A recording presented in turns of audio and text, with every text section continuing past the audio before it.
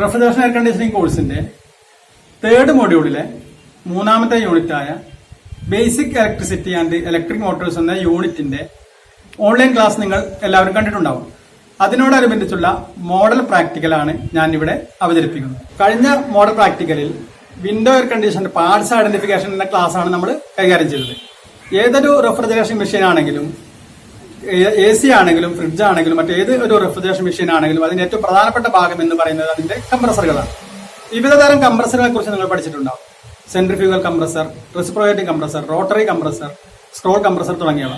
ഇവിടെ നമ്മളൊരു reciprocating കംപ്രസറിന്റെ terminal identification ആണ് നമ്മുടെ ഇന്നത്തെ practical. Identifying the terminals of A reciprocating compressor. ഒരു കംപ്രസറിന് 3 ടെർമിനലുകളാണ് ഉണ്ടാവുക. അത് ഏതൊരു കംപ്രസർ ആണെങ്കിലും അത് വർക്ക് ചെയ്യുന്നത് ഇലക്ട്രിക്കൽ മോട്ടോറുകൾ ഉപയോഗിച്ചാണ്. ഇലക്ട്രിക് മോട്ടോർ വർക്ക് ചെയ്യണമെങ്കിൽ അതിന് ന്യൂട്രൽ ഫേസും നൽകേണ്ടതുണ്ട്. ഈ കംപ്രസറിനകത്ത് ഇലക്ട്രിക് മോട്ടോറിനകത്ത് ഒരു സ്റ്റാർട്ടിംഗ് വൈൻഡിങ്ങും ഒരു റണ്ണിംഗ് വൈൻഡിങ്ങും ഉണ്ടായിരിക്കും. സ്റ്റാർട്ടിംഗ് വൈൻഡിങ്ങിനും റണ്ണിംഗ് വൈൻഡിങ്ങിനും നമ്മൾ സപ്ലൈ നൽകേണ്ടതുണ്ട്. അതിനുവേണ്ടിയാണ് 3 ടെർമിനൽ പുറത്തേക്ക് കൊടുത്തുള്ളത്. അതിൽ ഒന്ന് കോമൺ ആയിട്ട് ന്യൂട്രൽ അഥവാ കോമൺ ആയിട്ടും 2 ടെർമിനൽ സ്റ്റാർട്ടിംഗ് ടെർമിനലും റണ്ണിംഗ് ടെർമിനലും സെപ്പറേറ്റ് ആയിട്ടും ഇവിടെ നൽകിയിട്ടുണ്ടാവും. ഇതിൽ ഏതാണ് സ്റ്റാർട്ടിംഗ്, ഏതാണ് കോമൺ, ഏതാണ് റണ്ണിംഗ് എന്ന് തിരിച്ചറിയുന്നതിന് വേണ്ടിയുള്ള പ്രാക്ടിക്കലാണ് നമ്മളിവിടെ ചെയ്യുന്നത്. മൾട്ടിമീറ്ററുകൾ ഉപയോഗിച്ചാണ് ഈ പ്രവർത്തനം നമ്മൾ ചെയ്യുന്നത്. ഇവിടെ ഡിജിറ്റൽ മൾട്ടിമീറ്ററാണ് നമ്മൾ ഈ ആവശ്യത്തിന് വേണ്ടി ഉപയോഗിക്കുന്നത്. അതിനായി ആദ്യം ഈ മൾട്ടിമീറ്ററിനെ ഓൺ ചെയ്യുകയും അതിനുശേഷം ഇതിനെ ഒരു ഓം മീറ്ററായി കൺവേർട്ട് ചെയ്യുന്നതിന് വേണ്ടി റെസിസ്റ്റൻസ് റീഡിംഗ് എടുക്കുന്ന രീതിയിലേക്ക് ഇതിന്റെ നോബ് നമ്മൾ അഡ്ജസ്റ്റ് ചെയ്യുകയും വേണം. ഇതുപോലെ ഒരു റെഫ്രിജറേഷൻ മെഷീനിന്റെ അഥവാ ഒരു റെഫ്രിജറേറ്ററിന്റെ ഒരു റെസിപ്രോക്കേറ്റിംഗ് കംപ്രസറുകളാണ് നിങ്ങളിപ്പോൾ കണ്ടുകൊണ്ടിരിക്കുന്നത്. ഇവയെ പ്രവർത്തിപ്പിക്കുന്നതിന് വേണ്ടി പവർ സപ്ലൈ നൽകുന്നതിനായി 3 ടെർമിനലുകൾ നിങ്ങൾക്ക് ഇവിടെ കാണാം. ഒരെണ്ണം മുകളിലും 2 താഴെയായിട്ട് നിങ്ങൾക്ക് കാണാം. ഇത് ഏകദേശം ഒരു ട്രയാങ്കിൾ രൂപത്തിലാണ് കണക്ട് ചെയ്യപ്പെട്ടിട്ടുള്ളത്. ഇനി മൾട്ടിമീറ്റർ ഉപയോഗിച്ചിട്ട് ഈ ടെർമിനലുകൾ എങ്ങനെയാണെന്ന് ഐഡന്റിഫൈ ചെയ്യുന്നത് നമുക്ക് നോക്കാം.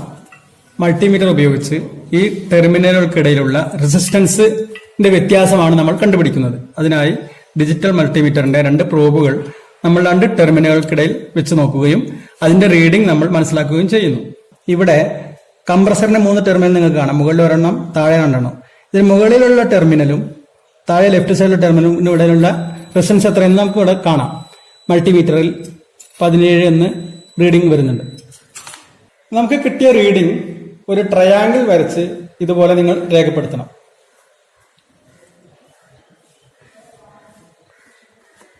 ഇവിടെ നിങ്ങൾക്ക് കാണാം 17 എന്നാണ് എക്കും ബിക്കും ഇടയിൽ നമുക്ക് കിട്ടിയത്. എ, ബി, സി എന്ന ടെർമിനലുകൾ മാർക്ക് ചെയ്യണം. എക്കും ബിക്കും ഇടയിൽ നമ്മൾ മൾട്ടിമീറ്റർ ഉപയോഗിച്ച് കിട്ടിയ റീഡിംഗ് 17 എന്നാണ്. ഇനി നമുക്ക് മറ്റു 2 ടെർമിനൽ, താഴെയുള്ള 2 ടെർമിനലുകൾക്കിടയിലുള്ള റെസിസ്റ്റൻസ് എത്രയെന്ന് നമുക്ക് മൾട്ടിമീറ്റർ ഉപയോഗിച്ച് പരിശോധിക്കാം. അത് ഇവിടെ നമുക്ക് 13 എന്ന് ലഭിക്കുന്നുണ്ട്. ആ 13 നമുക്ക് ഇവിടെ ബി ആൻഡ് സി എന്ന ടെർമിനലുകൾക്കിടയിൽ നമുക്ക് രേഖപ്പെടുത്താം. 13 എന്നാണ് നമുക്ക് ഇവിടെ ലഭിച്ചത്. അടുത്തതായി മറ്റ് 2 ടെർമിനൽ, മുകളിലുള്ള ടെർമിനലും വലതു ഭാഗത്തുള്ള ടെർമിനലുകളുള്ള റീഡിംഗ് കൂടി നമുക്ക് എടുക്കാം. അത് 10 എന്ന് നമുക്ക് ഇവിടെ ലഭിക്കുന്നുണ്ട്. ലഭിച്ച റീഡിംഗ് നമുക്ക് ഇവിടെ രേഖപ്പെടുത്താം. 10 എന്നാണ് നമുക്ക് ലഭിച്ചത്.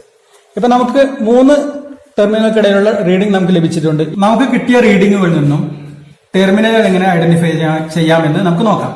ഇവിടെ എ, ബി എന്ന ടെർമിനലുകൾക്കിടയിലാണ് ഏറ്റവും കൂടിയ റെസിസ്റ്റൻസ് വന്നിട്ടുള്ളത്. എ, ബി എന്നിവയ്ക്കിടയിൽ 17 ഓം എന്ന് വന്നിട്ടുണ്ട്. അതാണ് ഏറ്റവും കൂടിയ റെസിസ്റ്റൻസ്. അതുപോലെ ബി ആൻഡ് സി എന്നിവയ്ക്കിടയിൽ 13 ഓം എന്നും എ ആൻഡ് സി എന്നിവയ്ക്കിടയിൽ 10 ഓം എന്നും വന്നിട്ടുണ്ട്. ഇതിൽ നിന്ന് നമുക്ക് മനസ്സിലാക്കാം എ ആൻഡ് ബി എന്നിവയ്ക്കിടയിലാണ് ഏറ്റവും കൂടിയ റെസിസ്റ്റൻസ്. ഏറ്റവും കൂടിയ റെസിസ്റ്റൻസ് വരേണ്ടത് ആർ അഥവാ റണ്ണിംഗ് ടെർമിനലും എസ് എന്ന് പറയുന്ന സ്റ്റാർട്ടിംഗ് ടെർമിനലുകൾക്കും ഇടയിലാണ്. ആറിനും എസിനും ഇടയിലാണ്. നമുക്ക് അറിയാം ആർ, എസ് ആൻഡ് സി എന്ന ടെർമിനലാണ് ഒരു കംപ്രസറിന് ഉണ്ടാവുന്നത്. Running, starting and common.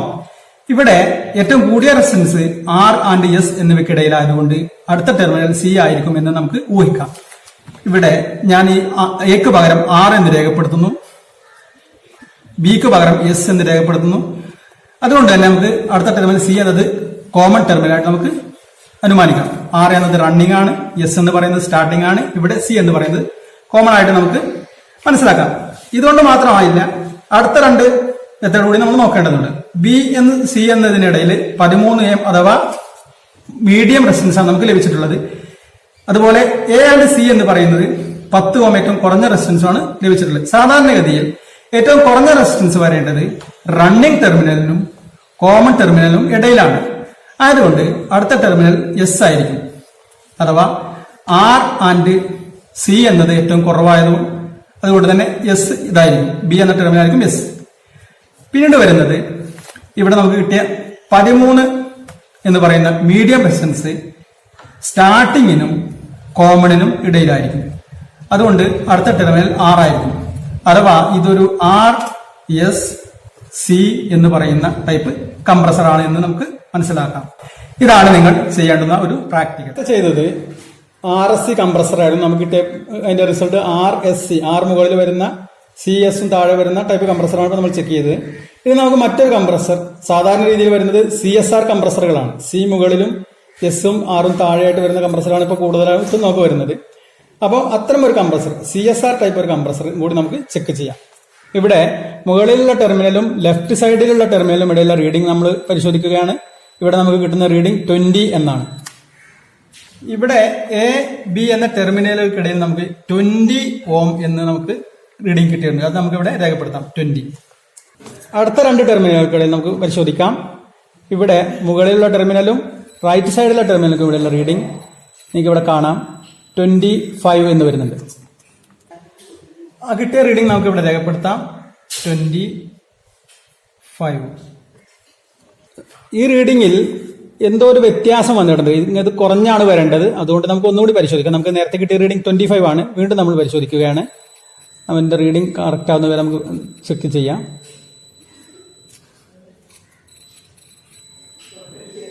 $18 എന്നാണ് നമുക്ക് കറക്റ്റ് റീഡിംഗ് കിട്ടുന്നത്. 18 അതാണ് അതിന്റെ റീഡിംഗ്. ആ റീഡിംഗ് മാറ്റം വന്നിട്ടുണ്ട്. ഇത് 18 എന്നാണ് കറക്റ്റായിട്ട് നമുക്ക് ലഭിച്ചത്. അപ്പോൾ അവിടെ ആ 18 എന്നത് നമ്മൾ എക്കും സിക്കും ഇടയിൽ നമ്മൾ രേഖപ്പെടുത്തി 18 ഓം. അതാണ് റീഡിംഗ്. ഇത് നമുക്ക് ഒരു ടെർമിനൽ റീഡിംഗ് കൂടി എടുക്കാനുണ്ട്. താഴെയുള്ള രണ്ട് ടെർമിനൽക്കിടയിലുള്ള റീഡിംഗ് നമ്മൾ എടുത്ത് നോക്കാം.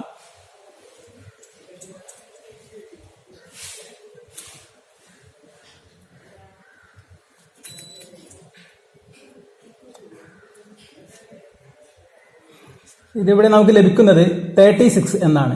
36 ഓം. കിട്ടിയ റീഡിംഗ് നമുക്ക് ഇവിടെ രേഖപ്പെടുത്താം 36 ഓം എന്ന് നമുക്ക് ഇവിടെ ലഭിച്ചിട്ടുണ്ട്. നമുക്ക് 3 വ്യത്യസ്ത റീഡിംഗ് കിട്ടിയിട്ടുണ്ട്. ബി ആൻഡ് സി എന്നിവയ്ക്കിടയിൽ 36 ഓം, എ ആൻഡ് ബിയ്ക്കിടയിൽ 20 ഓം, എ ആൻഡ് സി എന്നതിൽ 18 ഓം. നമ്മൾ നേരത്തെ ചെയ്തതുപോലെ തന്നെ ഏറ്റവും കൂടിയ റെസിസ്റ്റൻസ് എന്ന് പറയുന്നത് 36 ഓം എന്ന് പറയുന്നത് ബി ആൻഡ് സി എന്ന ടെർമിനലുകൾക്കിടയിലാണ്. അഥവാ ഏറ്റവും കൂടിയ റെസിസ്റ്റൻസ് ഉണ്ടാവുന്നത് റണ്ണിംഗ് ആൻഡ് സ്റ്റാർട്ടിംഗ് ടെർമിനലുകൾക്കിടയിലായിരിക്കും. അതുകൊണ്ട് തന്നെ അതിന് ഓപ്പോസിറ്റ് സൈഡ് എന്ന് പറയുന്നത് സി എന്ന ടെർമിനലായിരിക്കും. ഏറ്റവും കൂടിയത് ഇവിടെ ബി ആൻഡ് സി എന്നാണ്. അത് നമ്മൾ ആർ ആൻഡ് എസ് എന്ന ടെർമിനലാക്കിയാൽ സി എന്ന ടെർമിനലായിരിക്കും ഓപ്പോസിറ്റ് വരുന്നത്. ഇതിൽ മീഡിയം എന്ന് പറയുന്നത് 20 ഓം എന്ന് പറയുന്നത് ബി എ ബിക്കിടയിലാണ് 20 ഓം വരുന്നത്.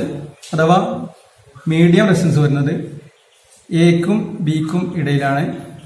അത് കോമൺ ആൻഡ് സ്റ്റാർട്ടിംഗ് എന്ന ടെർമിനലുകൾക്കിടയിലായിരിക്കും. അതുകൊണ്ട് ഈ ടെർമിനൽ എന്ന് പറയുന്നത് അതിന്റെ ഓപ്പോസിറ്റ് ടെർമിനൽ എന്ന് പറയുന്നത് റണ്ണിംഗ് ടെർമിനലായിരിക്കും. അതുപോലെ ഏറ്റവും കുറഞ്ഞ റെസിസ്റ്റൻസ് 18 ഓം എന്ന് ലഭിച്ചത് എ ആൻഡ് സി എന്ന ടെർമിനലുകൾക്കിടയിലാണ്. അഥവാ കോമൺ ആൻഡ് റണ്ണിംഗ് ടെർമിനലായിരിക്കും. അതിന്റെ ഓപ്പോസിറ്റ് സൈഡ് എന്ന് പറയുന്നത് എസ് ആയിരിക്കും. അഥവാ ഇത് നമ്മൾ ഇവിടെ രേഖപ്പെടുത്തുമ്പോൾ എ എന്ന ടെർമിനൽ സി എന്നും ബി എന്ന ടെർമിനൽ എസ് എന്നും സി എന്ന ടെർമിനൽ ആർ എന്നും നമുക്ക് രേഖപ്പെടുത്താൻ പറ്റും. അഥവാ ഇതൊരു CSR ടൈപ്പ് ടെർമിനലുള്ള കംപ്രസറാണ്.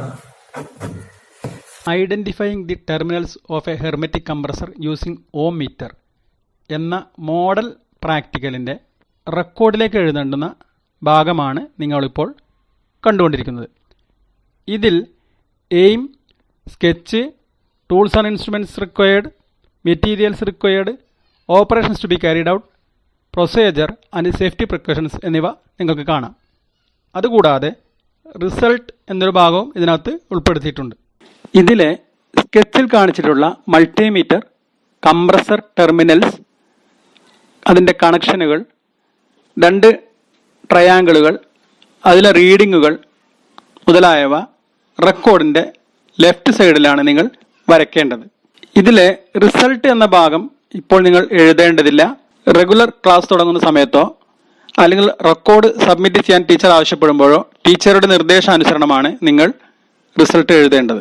Terminals of a hermetic compressor എന്ന പാഠഭാഗമാണ് നമ്മളിവിടെ മോഡൽ പ്രാക്ടിക്കലായിട്ട് ചെയ്തത്. ഇത് നിങ്ങൾക്ക് എല്ലാവർക്കും മനസ്സിലായിട്ടുണ്ടാവുമെന്ന് വിചാരിക്കുന്നു. ഇതിനകത്ത് 2 ടൈപ്പ് കംപ്രസറുകൾ നമ്മൾ ടെസ്റ്റ് ചെയ്യുകയുണ്ടായി, RSC ടൈപ്പും CSR ടൈപ്പും. ഇതെങ്ങനെയാണ് നിങ്ങൾക്ക് മനസ്സിലായിട്ടുണ്ടാവുമെന്ന് വിചാരിക്കുന്നു. ഇതിന്റെ റെക്കോർഡ് പിന്നീട് നിങ്ങൾ എഴുതേണ്ടതുണ്ട്. എല്ലാവരും നല്ല രീതിയിൽ ഇത് മനസ്സിലാക്കിയിട്ടുണ്ടാവുമെന്ന് വിശ്വസിക്കുന്നു. Thank you.